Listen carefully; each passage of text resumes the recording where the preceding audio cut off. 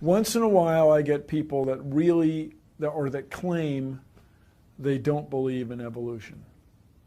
And my response generally is, why not? Really, why not? You guys believe 20 billion years ago there was a big bang where nothing exploded and produced everything. 4.6 billion years ago the earth cooled down, made a hard rocky crust. It rained on the rocks for millions of years, turned them into soup, and the soup came alive 3 billion years ago. Found somebody to marry, and something to eat, of course, and slowly evolved into everything we see today. There are some lies in our science books. Taught it for 15 years. Even though I'm not teaching it anymore, I still like to study. It's so many neat things to learn. We're going to cover some of that tonight. I'm not against science, I'm not against schools, I'm not against teachers, because most of them don't know what they believe. You have to tell them. They teach the kids it all started with a big bang 20 billion years ago. What exploded?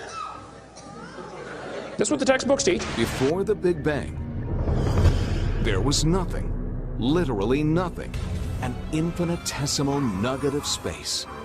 And then something happened, triggering the most colossal explosion in history. Yes, boys and girls, you see, nothing exploded, and here we are. So I asked this professor if I could ask him some questions about the Big Bang. I said, where did all this matter come from? He said, well, we don't know that for sure. I said, well, sir, would you please tell me where the laws came from? The universe is run by laws, gravity, centrifugal force, inertia. Who gave the laws? He said, we don't know that either. I said, sir, could you tell me where the energy came from? You know, it takes energy to make a Big Bang. Who bought the gas to run this machine anyway? He said, we don't know that either. I said, sir, could I ask you another question? He said, sure. What else would you like to know? Else? What do you mean else? You haven't told me nothing yet. I said, does Berkeley have a merry-go-round? You see, if a spinning object breaks apart in a frictionless environment, the fragments will all spin the same direction. The professor said, yes, I understand about the conservation of angular momentum. I said, well, good. I'd like to ask you a question then, sir. If the whole universe began as a swirling dot, like you said, why do 2 planets spin backwards? He said, that's interesting. I said, no, that's more than interesting. It's kind of hard on your Big Bang Theory. Not only that, 6 of the moons are spinning backwards. Why? He said, I don't know. Why do you think they're going backwards? I was hoping he was going to ask that. I said, okay, now, sir, hold it. If I told you that I believe God created the heaven and the earth like the Bible teaches, you're going to say, and where did God come from? And I don't know. But you said, well, we don't know that for sure. We don't know that either. Don't tell me my theory is religious and yours is science. Oh, no, sir, they're both religious. Evolution is a religion. You have to believe. So I asked the professor, where did the matter come from? He said, I don't know. So basically, I believe in the beginning God, and you believe in the beginning dirt. One professor was getting kind of upset about this time. He said, Mr. Hovind, there are hundreds of varieties of dogs in the world. He said, do you mean to tell me that you believe all these dogs came from 2 dogs off of Noah's Ark? You expect me to believe that? I said, sir, would you look at what you're teaching your students? You're teaching your students that all the dogs in the world came from a rock. Charles Darwin was disciplined. I mean, he did these extraordinary experiments, this series of experiments. Then they're going to tell the kids, well, we have evidence for this theory. Charlie Darwin stopped off at these islands right there called the Galapagos Islands. Charlie studied the birds very carefully and said, you know what? I think all these birds had a common ancestor. I bet you're right, Charlie. It was a bird. You see 14 kinds of birds, and you conclude that birds and bananas are related. Here are these ancient dinosaur bones or fossils. They tell the kids they have evidence of evolution from fossils. I don't think so. If you find a fossil in the dirt, all you know is it died. You don't know that it had any kids. And you sure don't know that it had different kids. You bring in a bone to the judge. Judge, I found this bone in the dirt. This is the ancestor of all the humans today. They would laugh at you. You don't know that that's the ancestor of anybody. And why on earth would you think a bone in the dirt can do something animals today cannot do? They'll say, boys and girls, you have 2 bones in your wrist, radius and ulna. And boys and girls, look at the whale's flipper carefully. Did you know the whale has 2 bones in his flipper? And they're called the radius and the ulna? Same as ours. Wow. Who named them, teacher? The whale? Think about it. I'm here to tell my people it's time to stop believing bull just because of tell you bull with a straight look on their face. Evolution say people came from monkeys, and the question is, why is there still monkeys? Is these the retarded monkeys? They didn't turn into people just yet. Even Stephen Gould admitted the absence of fossil evidence for intermediary stages is a persistent and nagging problem for evolution. See, what's happened, these guys have looked for missing links in the fossil record. They can't find any, and so they say, well, maybe evolution happened so fast it wasn't preserved. Maybe a reptile laid an egg and a bird hatched out. Well, who did that bird marry? This process that brought us to be is billions of years old. It happens very fast, billions of years fast. Here is radioactivity. We're going to tell the kids in the late 1940s they invented carbon dating. We're going to explain a little bit about radiometric dating and how it's supposed to work, and then show you that it does not work, okay? It sounds good, but there are some assumptions that mess everything up. If we had walked into a room and found a candle burning on the table, and I asked you the question, when was it lit? You say, I don't know, Mr. Hovind, it was burning when I got here. Okay, well then let's do some empirical science. Let's measure the height of the candle. Suppose the candle is 7 inches tall. Who can tell me when it was lit? Okay, nobody. Let's do some more empirical science. Let's measure the rate of burn. Suppose we determine it's burning an inch an hour. When was it lit? You're going to have a hard time telling me unless you're willing to make some assumptions. You find a fossil in the dirt, you can measure how much C14 is in it. Very accurately, by the way. And you can measure how fast it's decaying. That's just like measuring the height of your candle and how fast it's burning. Now, when did that animal die? You don't have a clue. Here's what you ought to consider about carbon dating. Samples of known age, it doesn't work. If it's a sample of unknown age, it is assumed to work. It's just really a hard thing. It's really a hard thing. Your world just becomes fantastically complicated when you don't believe in evolution. Freshly killed seal, carbon dated 1,300 years old. Shells from living snails, carbon dated 27,000 years old. Living penguins, carbon dated 8,000 years old.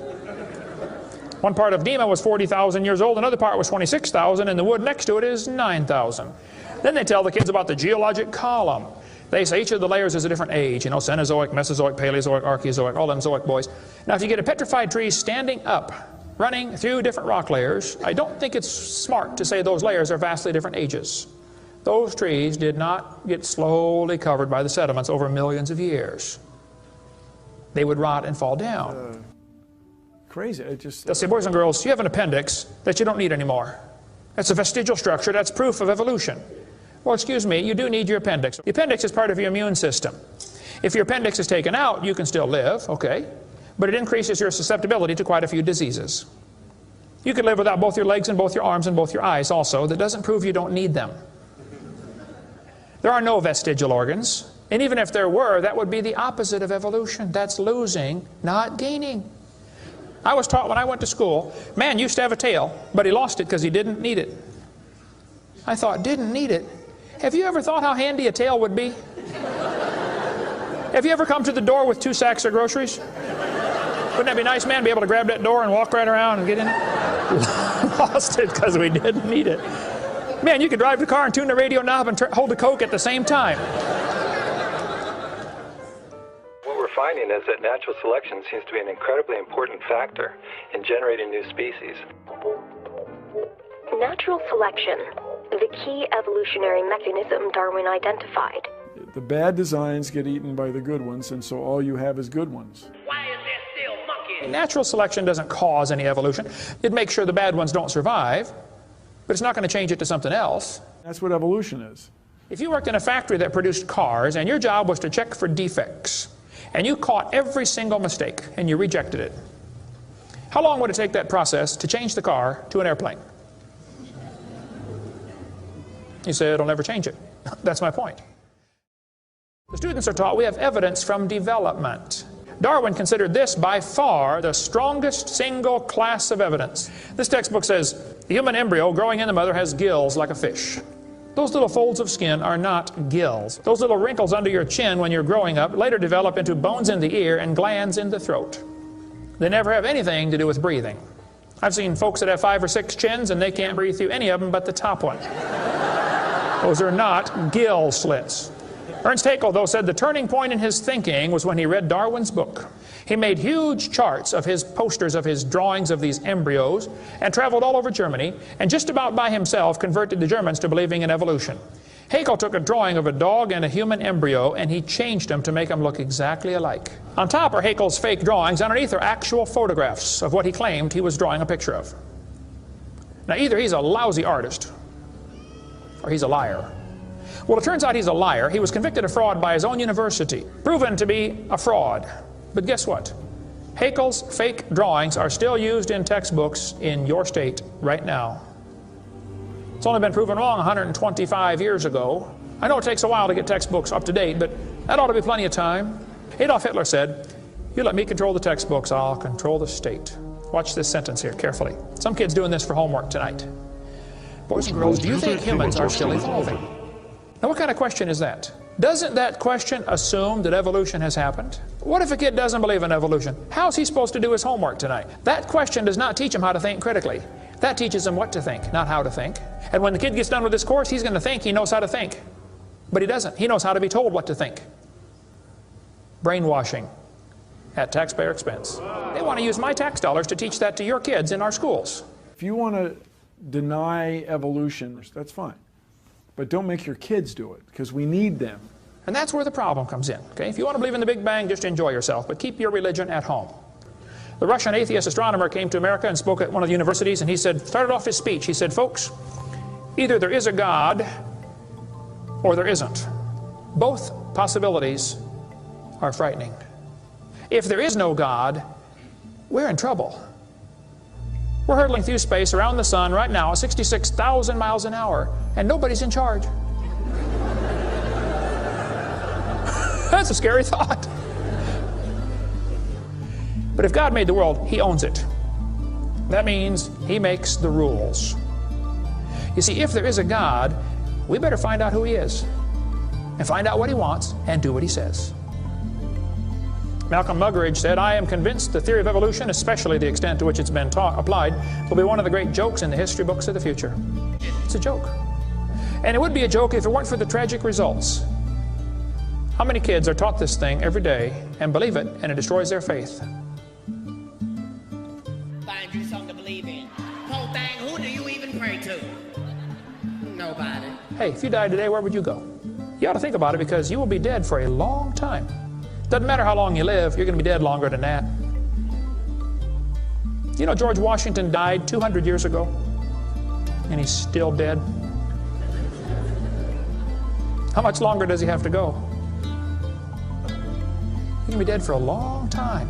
All you get in this life is a little bitty dash between two dates. Just a little, and it's gone. What are you going to do with your dash? Where would you go if you died?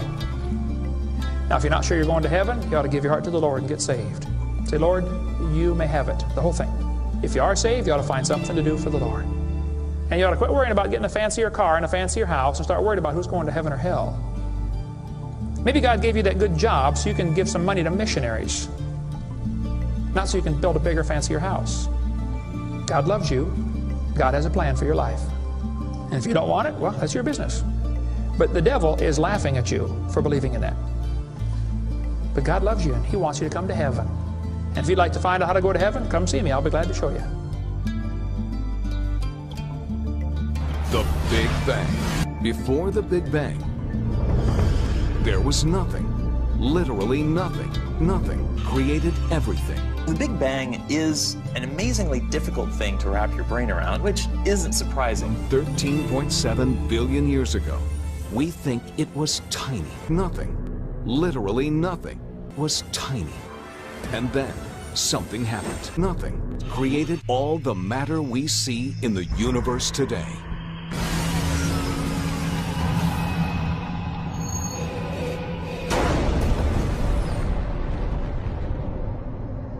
Nothing is more powerful than nothing. And that's what trips most of us up. It was the explosion of Nothing. Find you something to believe in. World getting crazy. Hey, you better believe